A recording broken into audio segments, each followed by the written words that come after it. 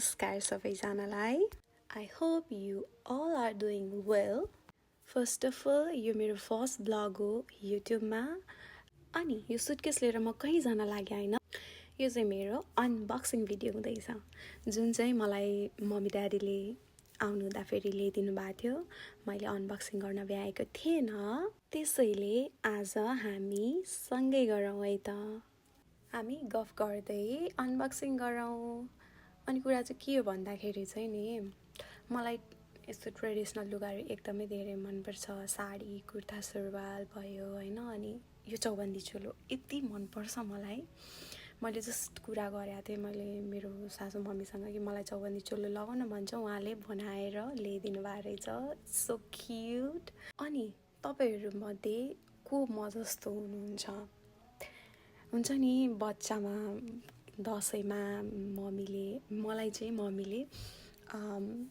दुईटा लुगा किनिदिनु पर्थ्यो किनभने मलाई मन परेको एउटा अनि मम्मीलाई अर्को लुगा मन पर्थ्यो सो दुईटा लुगा किनिदिनु हुन्थ्यो अनि त्यो लुगा किनिदिसकिसक्नु भएपछि चाहिँ जबसम्म दसैँको दिन आउँदैन टिकाको दिन आउँदैन तबसम्म म त्यो लुगा एभ्री मर्निङ हेर्थेँ खोलेर ओ माई गड यो लुगा मैले कहिले लगाउने होला भनेर हेर्ने गर्थेँ कि म यति धेरै एक्साइटमेन्ट हुन्थ्यो मलाई त्यो लुगाको लागि है आई डोन्ट नो को हुनुहुन्छ त्यस्तो म जस्तो हैन अनि लिटरली बिए पछि पनि मैले त्यो फिलै गरेन कि मलाई मेरो सासू मम्मीले चाहिँ उहाँ कतै जानुभयो भने पनि हुन्छ नि नयाँ लुगाहरू ल्याइदिनु हुने अनि त्यसपछि म त बच्चावाला फिल गर्ने कि उहाँ नेपालमा हुँदाखेरि पनि अनि अहिले पनि सेम छ उहाँले मलाई के चाहिन्छ के लगाउन मन लाग्छ होला भनेर एकदमै धेरै विचार गर्नुहुन्छ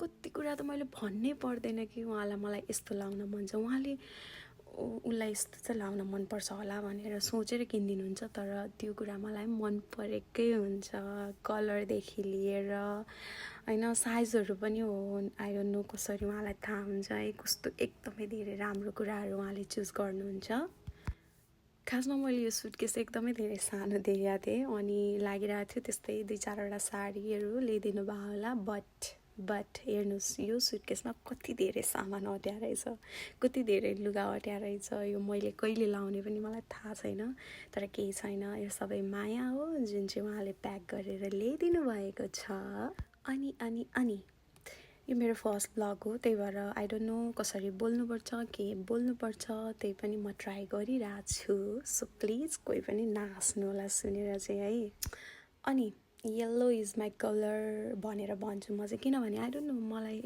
येल्लो कलर मलाई मन पनि पर्छ अनि मैले लाउँदाखेरि मलाई सुट गरे जस्तो पनि लाग्छ मलाई चाहिँ मेरो हस्बेन्डले आजभन्दा धेरै समय अगाडिदेखि नै तिमीलाई त यस्तो ब्लगिङहरूमा एकदमै धेरै इन्ट्रेस्ट छ हैन तिमी गर न किन गरिरहेको छैन भनेर उहाँले मलाई भनिराख्नुहुन्थ्यो हैन अनि म चाहिँ हुन्छ नि आई वाज लाइक ओहो मलाई त जब त्यो क्यामेरा उयो गरिसकेपछि त म त बोल्नै सक्दिनँ त्यस्तो हुन्छ कि स्टिल म अहिले पनि हुन्छ नि के बोल्ने के नबोल्ने एकदमै धेरै कन्फ्युज भइरहेको छु but I am trying my best अनि सबैभन्दा कुराहरू चाहिँ यहाँ कुरा गर्दै जाँदाखेरि मैले के लुगाहरू देखाइरहेको छु हजुरलाई कुन चाहिँ लुगा एकदमै धेरै मन परेको छ प्लिज भन्नु होला अनि मलाई सबैभन्दा धेरै म हुन्छ नि एमजी वाला फिल भएको भनेको यो कुर्ता सेट देखेर हो कलर कम्बिनेसन यो वर्क देखेर म त ओ माई गड कति धेरै राम्रो लुगा भनेर सोचिरहेको थिएँ कि मैले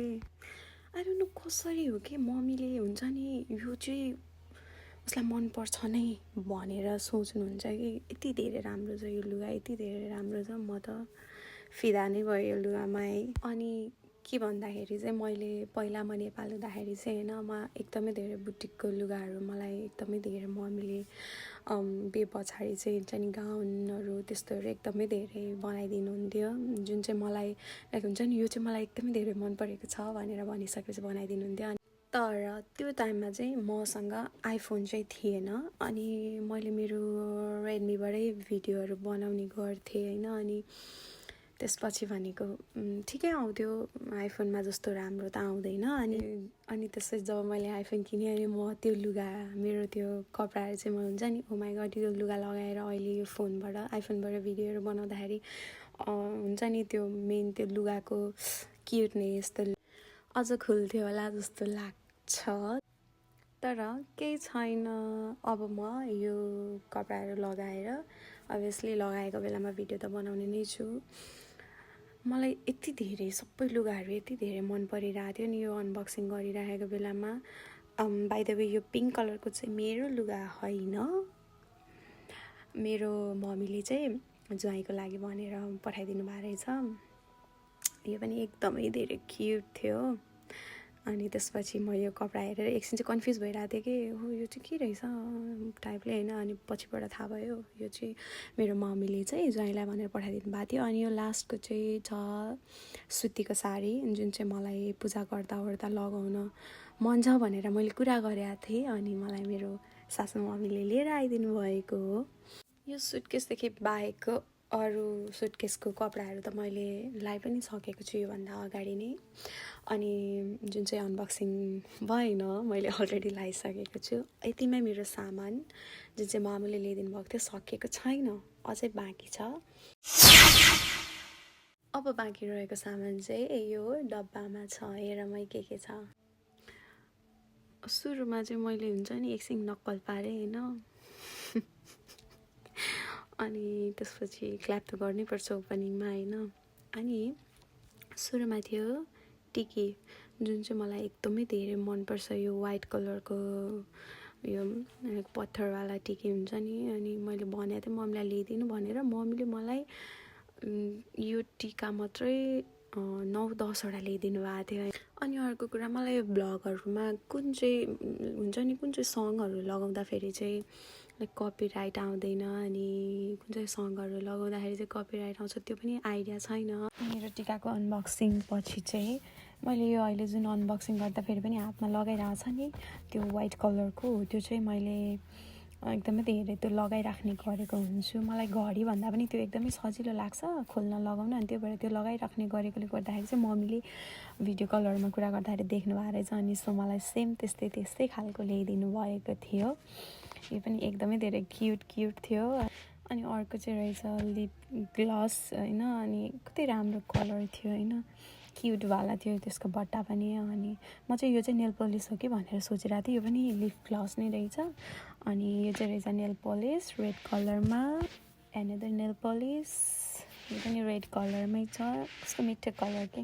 अनि अर्को थियो के भने यो झुम्का, एकदमै धेरै क्युट सानो है ठिक्कको एकदमै क्युट झुम्का लाग्यो यो मलाई यस्तो झुम्काहरू मनपर्छ कि, तर मेरो हुन्छ नि कान एकदमै धेरै दुख्छ है यस्तो लगायो भने। सो म खासै लाउँदिनँ, कहिलेकाहीँ लाउँछु तर मलाई मन चाहिँ पर्छ। अनि यो अर्को रहेछ एकदमै धेरै मलाई मन परेको, यो हुन्छ नि रेड पोतेमा कस्तो राम्रो थियो। अनि यो हो लाइक स्मल पिन्जडा कस्तो राम्रो थियो। अनि औठी अभियसली सुनको चाहिँ होइन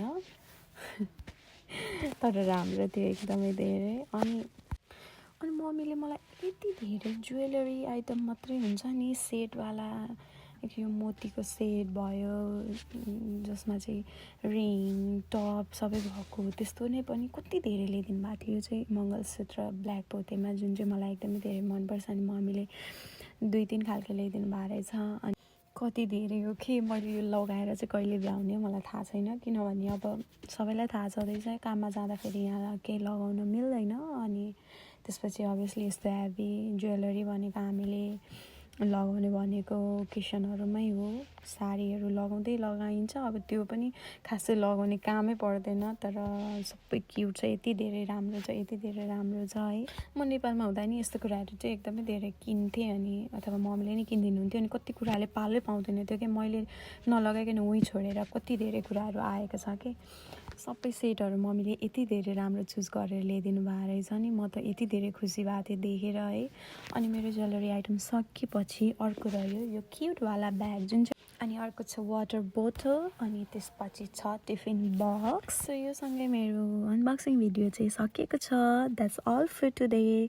अनि हजुर सबैजनालाई थ्याङ्क यू जसले पनि हेरिदिनु भएको छ।